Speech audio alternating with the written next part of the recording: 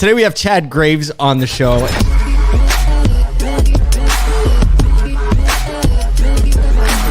This is Auto Collabs. And the very first auto conference I went to, it was a CBT conference. I didn't know anybody, but I met Brad Pascal, who we're all friends with. And he's like, well, I'm going out to dinner with these guys from a company called Reunion Marketing. And I didn't have any friends or anywhere to go. So I said, I'll go. And the Reunion crew made me feel so welcome. And they just kind of welcomed me right in to what I learned to be the community of automotive industry partners. And, wow. You know, I think that's one of the reasons that people do business with Reunion is because when you meet the team, you realize like these are the kind of people you just want to be around. Yeah, I mean, who doesn't want to be around a guy? Now, this isn't Chad, but who doesn't want to be around a guy that that runs a podcast and is also like a semi-pro wrestler, right? Which is Dane Seville. That's right. He is a wrestler. I know, isn't that crazy? So you've got people and personalities like that, and they're not afraid to be that or be that part of their personality. And Chad is an extension of that team as well, and one of the co-founders there. So yeah, I like it is. They're that like you smile when you're around them. Yeah, team. So they do put off that vibe though, right? Like that. Yes. That you're part of the group. You're part of the crew. It's almost, they should call themselves Reunion Marketing. Because it feels like a reunion. No, I mean I think that is probably like something to do with why they gravitated toward that name, and it kind of meant something to do with like the guys getting back together. But I legitimately felt like that when I was out to dinner with them for the first time. I felt like, hey, these are the guys that I know already, that I'm comfortable around. So excited for you to hear a little bit from our friend Chad Graves.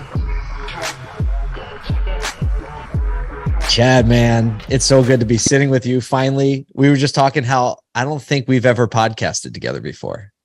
I don't think so, man. Despite having known you for several years here, I think this is my first time. So I'm super excited to be here, chat with you guys today ahead of this awesome event that you guys got going on. No, man, we appreciate that. You know, we were talking about, we always like to think about, you know, what our guest can really bring that's kind of unique and timely to what's going on. And the thing that came up when Kyle and I were talking was the fact that you were a part of a large internal marketing team in a previous life. Can you tell us a little bit about the details, like what that team looked like, what the group was like? We'd like to just kind of flesh that out for a second. Yeah, it's super fun. It's obviously where I kind of got my career start. So even the backstory is, I'm a second generation automotive kid. My dad worked for this dealer group. It was the Leith Automotive Group here in Raleigh, North Carolina, where Reunion's headquartered today. He was a GM there for, I think, right around 30 years. So a lot of longevity, right? And when I was coming out of college, I actually did not really want to be in the auto space. Actually, I kind of wanted to go a different route, do my own thing. Oh yeah, I never hear that. I want to do my own thing, right? And then it has a way of sucking us all in a little bit, right? So I was coming out of college, ended up saying, you know, I'll give the interview a shot, see what happens. I interviewed with Dave Sponicky, who's the CEO of Reunion today. We immediately hit it off. And at that time, Leith was absorbing the marketing agency who had been doing the outsourced work for a long time. So I walked right in as an account executive. So I was kind of managing the marketing for anywhere from 10 to 14 stores out of the 33. Dave was there. Matt Triana came on board. Andrew Coacher, some of us who co-founded Reunion together, Dane Seville. And so we were doing pretty much all aspects of SEO, video creation, social media, pretty much everything except from paid search in-house. Everything from even, you know, TV, radio, print, event management, the whole 9 yards.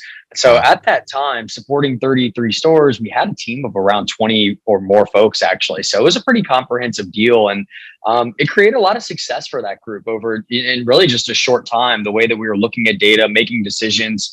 You know, when I started there, most of the stores that I worked with were spending about equal, and this is 2012, so not that long ago, right? Spending about equal parts in newspaper print as they were on digital marketing. And so, you know, we started kind of pulling things back, and they have a really great team, general managers, folks like that, you know, were in place for a long time. Most of them were pretty apt and excited for some change, and it created some great results, which ended up helping us, you know, launch Reunion later down the road. But being in and out of dealerships every day, I don't know that, you could provide a better training ground for what we inevitably did. Well, yeah. And that's, I mean, just thinking about the timeline of that, having 20 plus people at a 30 plus store rooftop group, managing the marketing is still, we don't find that in automotive. So super progressive from just a mentality as a group. Was that, were you a part of the growth, or was that, kind of established when you came in? It just seems like even still, dealer groups are not finding efficiencies with internal marketing teams today. And yet you're back in 2012 with that team, finding those efficiencies.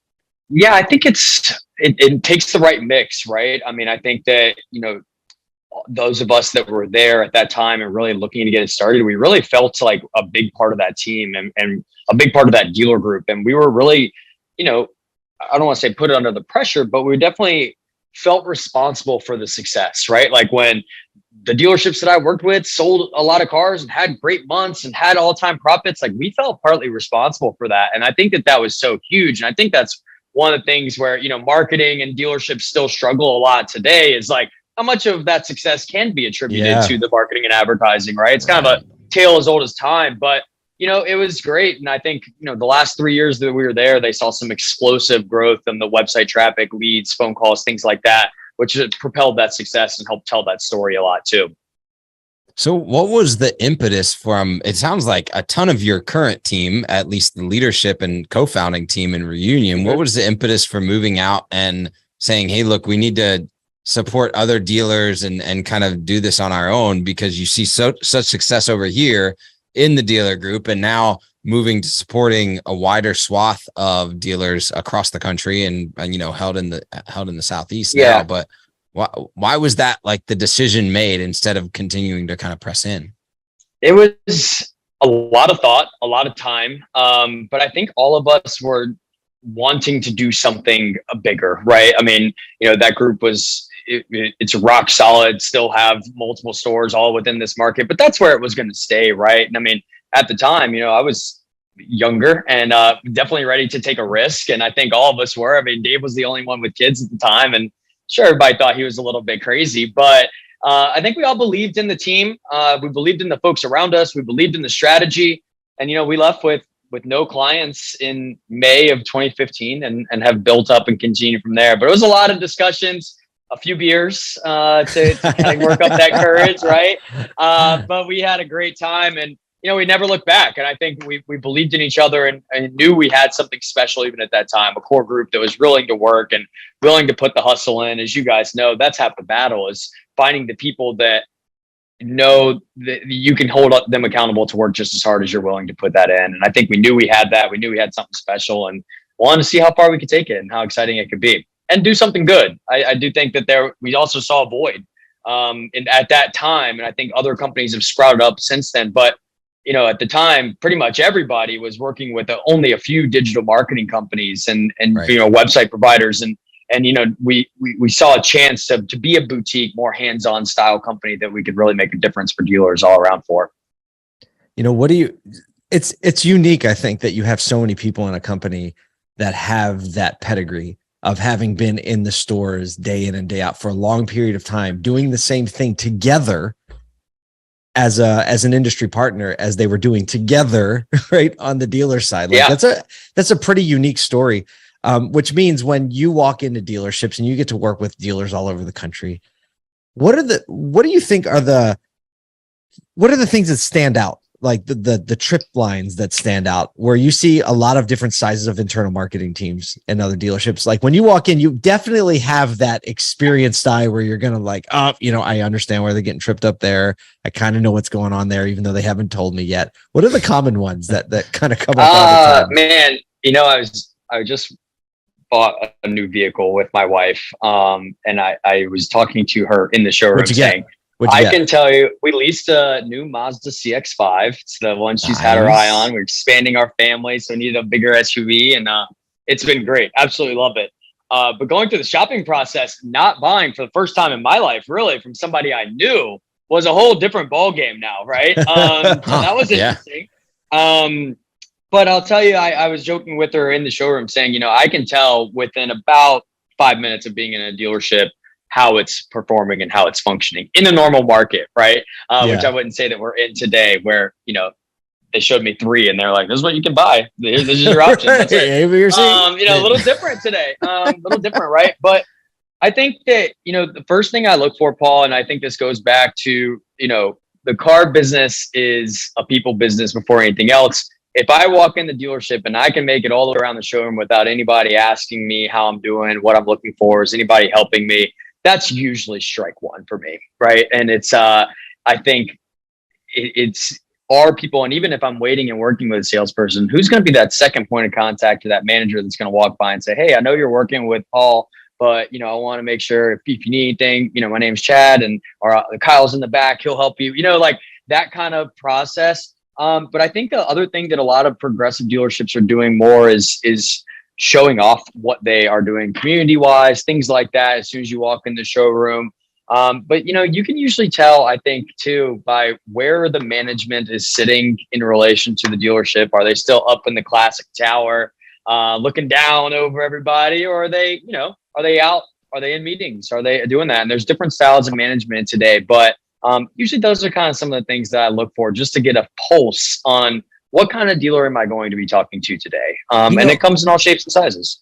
That's really interesting, because when you think about like the relationship between what you just said, which is all practical operation stuff, right? And your perspective on the industry is primarily from a marketing perspective, right? Oh, definitely. Both in the dealership and outside.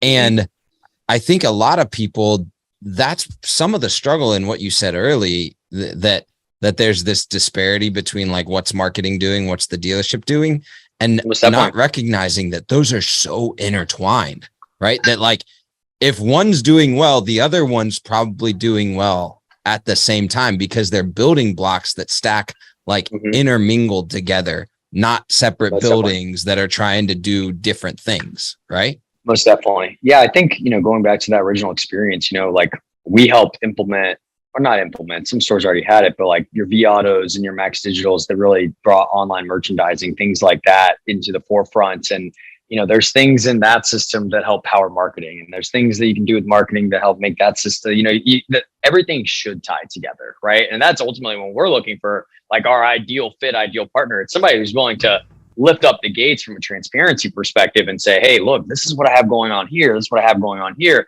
How can we power these ideas together to formulate an entire dealership strategy, instead of looking at everything from marketing, operations, but, you know, and even within marketing, it can be sales, service, parts, and those silos are what can be really tough for, I think, everybody. It's just a matter of how much do we want to talk about it and acknowledge that. So you have actually a pretty broad swath of products at this point. You help you plug in a lot of places in a lot of different dealerships. Where do you find the most helpful place, or the most common place where dealers need you to come in and help?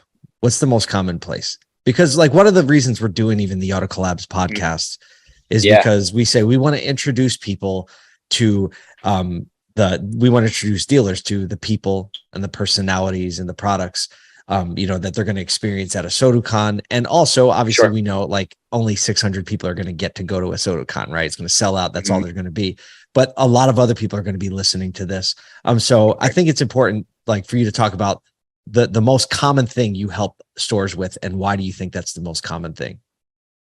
Yeah, definitely. It would have to be our like SEO, search engine optimization service. I mean, it's definitely where we got our start. It's definitely probably the product that I'm the most passionate about. It's our leading product today. So let's do this. I'm going to pause you right there, please. because we're trying to do what we say, teach to the back of the room, because as marketers, right? The three of us are marketers. Yeah, so like we just keep rolling with it, but we have a lot of operations people, a lot of finance people, and we think it's really important when people learn about other areas of the store. So take us back and just take us to, like, you know, like explain it like I'm five. What is SEO? So the best way I explain it to people, like in general, right, or if we've never heard of this, is my goal with SEO is to get you to the top page of Google without you having to pay on a cost per click basis, right? So you do any kind of Google search, whether it's a car, it's a restaurant, it's a doctor's office. You got those lovely ads that Google makes a lot of revenue on. It's another service that we provide, right? But then below that, there's that rich organic stuff. Spot 1, 2, 3. You've got the Google business profile on the right-hand side. And all of that below the ads with the Google business is really what SEO is all involved with, right? SEO, executing an SEO strategy will get you to those spots, those coveted spots. Yep. What exactly is SEO? It's search engine optimization. And give me another layer of like what makes good SEO. The basic level of what makes good SEO. So super basic. I think there's a couple pillars, right? You have content, which is on your site. You have local SEO, which is a branch, right? This is all off the website. You're making your name, address, phone number, things like that are accurate across the web. Then your third component, I think, would be your technical elements. This is your keywords. This is the stuff that's really hard to judge, but a good trusted SEO partner is going to be able to show you what they're doing there. And then the fourth component, which is really spouted in the last couple of years, is going to be the user's experience on the website, right? And if you're managing all four of those pillars to a degree, you're going to see success. You're going to see advancements within your strategy there. Gotcha. So if I'm in St. Louis and I Google used Hondas near me, and you have done a great job with your SEO, the paid ads are going to show up, but everyone knows they're paid ads, and the top organic results, you're going to pop up because you've done a good job at those things that you've just explained. Yeah, that's the goal, Paul. Okay, good. I just wanted to get our benchmark down. Now you can get nerdy. Now you can get as nerdy as you want. I think you summed it up, man. I think that's, I think right now where most dealerships are is they're doing a decent job with the search you just mentioned, but new, right? New Honda Accord for sale, St. Louis. But what about the other aspects of your dealership? Honda tires, used Honda Accord. Those are the kind of things where we're seeing big opportunities too. Those things are dominated by third-party sites, independents. And I'm a big believer, I could hop on a soapbox all day about, investing more and bringing people to yourself, where you're more likely to close those leads and deals than investing in other people to drive your traffic for you, right? And I could talk about it all day, but we won't go down that rabbit hole in this 20-minute segment. Okay. But real quick, that's the fun part, man. And I think this is where, because a lot of owners, operators, general managers, sales managers or even service managers kind of go like, they just go, someone's doing my SEM and my SEO, right? Yep. And they're like, they one broad swap together, and it's like, yep. Okay, so I'm paying someone to do that, right? Yep. And there's a massive distinction in how those two operate, both like 100%. How they're executed and how they operate in time. I think that one of the things that's really interesting to me, and that you probably see a lot, and you're saying like SEO is our leader, is it's hard to communicate the like on-off switch of SEO, unlike paid ads, right? Correct. Like paid ads can drive traffic, boom, right? You can pay for a whole bunch of traffic, but SEO, similar to brand, is much more a long game. And what I know about it is, and you can kind of talk through this, is that the build to SEO, similar to brand, right? They almost actually, interestingly enough, SEO and brand actually live in the same stream pretty closely. Sure. But right, the build is a lot longer build than even the drop off, right? So the build of like how long we're doing this and the growth strategy actually takes a lot longer than when you stop it, the pain hits, right? Yes. So maybe talk about like what you've experienced in, people kind of treating SEO like it's any other, paid media or agency performance metric. Yeah, I think you nailed it. I mean, it does take, I equate it to the marathon of digital marketing, right? Like you got to train a little bit harder, you got to train a little bit longer, but the results are going to last a little bit longer, right? As opposed to just some of the sprints that are out there. SEO should take 4, 5, 6 months. And then, we recently dug back into some numbers and looked at pages we built for a dealer in 2017. It was actually a Honda store, 2017 Accord, 2017, CRV. And those content pages are still getting traffic today because of the way that people are searching and they're looking for those specific vehicles. So like they're getting, residual traffic years down the line, right? Wow. So we can show it in the data where people are still going to these pages because that's what they're looking for. They've done their search, they've done their bit to understand that, no, I really want the 2017 model because that has a feature that maybe 2016 didn't have, right? And it's in the price point that I can get that 2018 isn't. So the long game is huge. And then when you talk about cutting it off, we're seeing a lot of folks right now coming to us that did decide to cut things off in 2020 or even late last year, whenever they said, oh, I don't have that model anymore and I don't need SEO because I'm going to get it anyway. But now what's happening is models are ramping back up and their sites have dipped below the competition. And they're like, well, how'd that happen? It's like, well, those guys never turned off the faucet and you did, right? So Google started to say, okay, awesome. This is the most authoritative dealer in town now. And now I'm going to reward them for being on that and maintaining it. And so I think that's going to continue to happen. And, you could continue that even further by talking about, Google Business Profile made, 20 to 30 documented updates last year alone, right? Like, nuts. And we're seeing people that turn that off. Now they're wondering, well, I don't understand why my service page has no photos and no listings and no categories. And it's like, well, I do, because when they rolled that out, you weren't doing SEO. Bang, problem solved. We can get this, and that's kind of how it goes, though, right? I'm not going to say I told you so. You can't say that, we know that Google's going to keep changing, guys. I mean, that's not a secret to anybody, right? So if you're not really to invest in that long game, then, and build up your own website, then what could be more important than that, right? And that's kind of how I feel about it, obviously. Man, it sounds so much to me, like as you're talking about it and explaining it a little more, it seems so much to me like the way relationships work, right? 100%. It takes a while to build trust and you can lose it much faster than you can build it. And even in the terms of like dipping, in rankings, if you just like that relationship that doesn't get cultivated, like there's not, like constant contact or like at least a check in every once in a while, you just start to migrate toward the people in your life that are checking in and are there. So I'm just like, as you're talking about, I'm like, this is just like relationship, which is a lot different than paid ad or hiring somebody to come in and do something. You're like, okay, I hire you, you come in and you do the work and then you leave and I don't think about you anymore. Relationships altogether different. So SEO is like kind of the mature marketing. It's the long game. Yeah, it is. But that you can have a lot of fun with it. And you can, we're doing some cool things that are helping with conquest and trade in. And like, if you're willing to give it that long time to nurture, like you said, it's amazing what dividends it can build instead of having to just kind of pull. When you say long time, right? I think that people are like, what does long time mean? Like how, man, this one time I tried something for 90 days, felt like forever. Canceled. Right? Yeah. No, but for real, like how much time do you think you need to get a noticeable bump in your, results because you've been doing SEO well?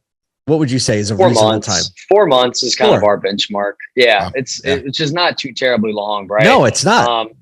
Yeah, I mean 4, and then if you're really talking about getting into like without a doubt differences, mostly, I think that 6 months window is very adequate. That's 4 months. We always say, we've implemented strategy at that point by the end of that 4th month, and you should start to see that steady growth. But usually if we're looking at data internally, it's usually on that 4 to 6 month window, and we're saying, okay, this is somebody now that should be seeing those results, and if they're not, let's figure out why that is. And now we've got to tweak our own game plan, right? And come back to what really we need to do here. So, I mean, realistically, if someone's listening to this podcast when we launch it or within, a certain 30 days of us launching it, sure. If you start to implement or at least take a step toward doing, executing better SEO, literally by the end of the year, by Christmas season, right? You should see noticeable differences in your organic traffic, noticeable differences. And I don't know if you've heard, but people are saying like things might get financially rough in the country. I've heard a thing or two about that. I think I've read that somewhere. Yeah, I think I was just passing YouTube Kids or somewhere, something like that. Something like that, right? Instagram story about that Yes, somewhere. I don't know. I wasn't really paying attention. But the reality is, I'm also hearing, and Kyle, you're hearing and saying a lot in automotive, like the time to get things in order. Like things are really good right now. And so if you've been thinking about, making improvements, SEO seems to me like an area where you can make some measurable improvements by the end of this year, which might help you reduce your overall ad spend. So when the budget does get tight, right, you might have to cut back, but cutting back doesn't mean trashing your traffic. Yeah. Yep. No, I think you nailed it. It's going to be interesting to see.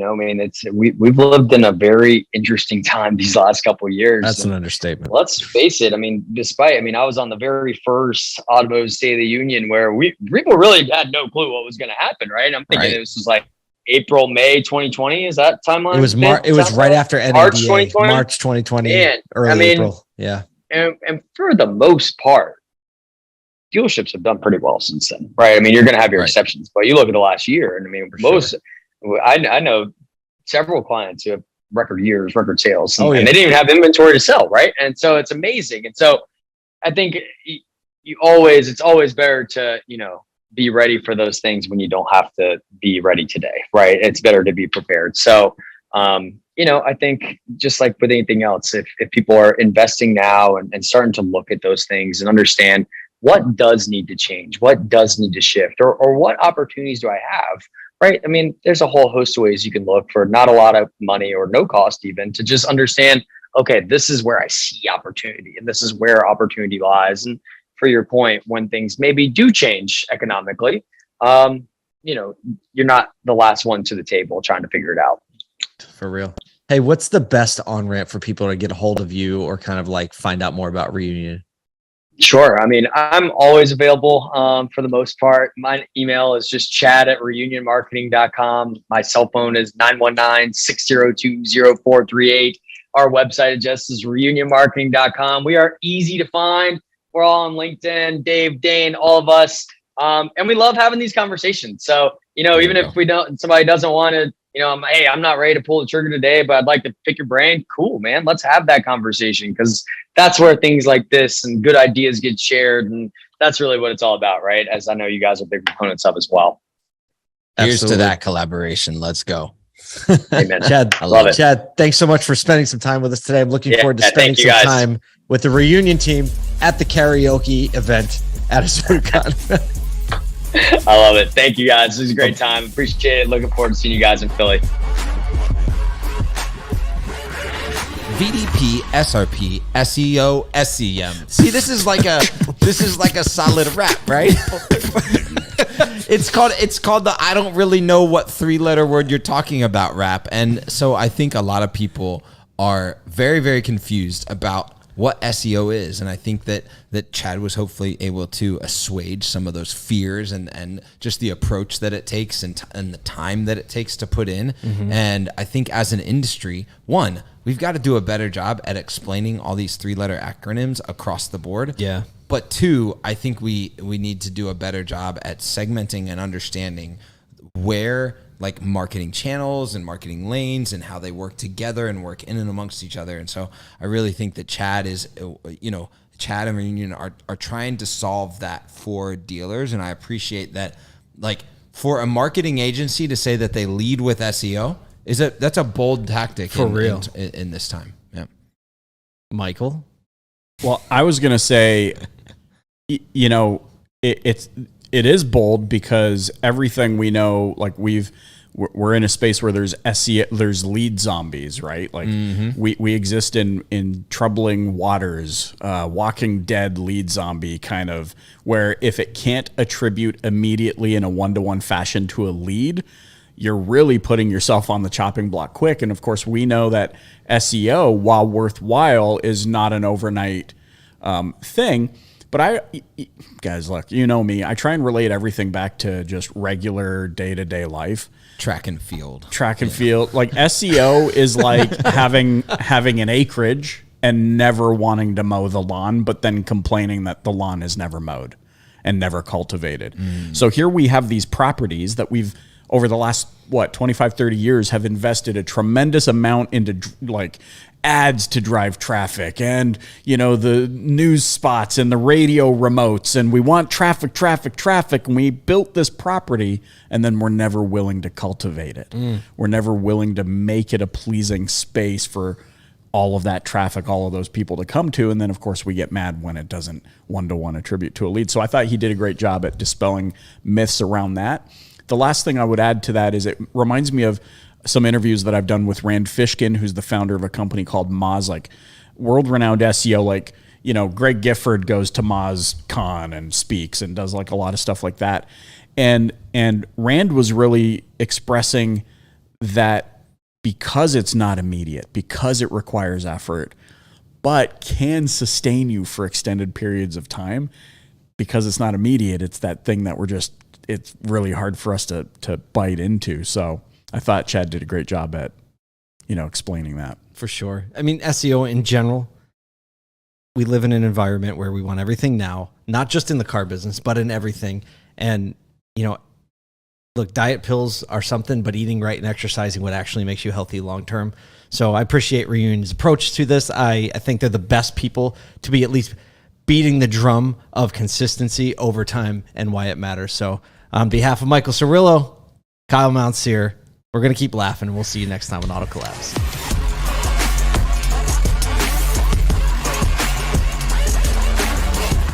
Welcome to Auto Collabs. Why are we recording?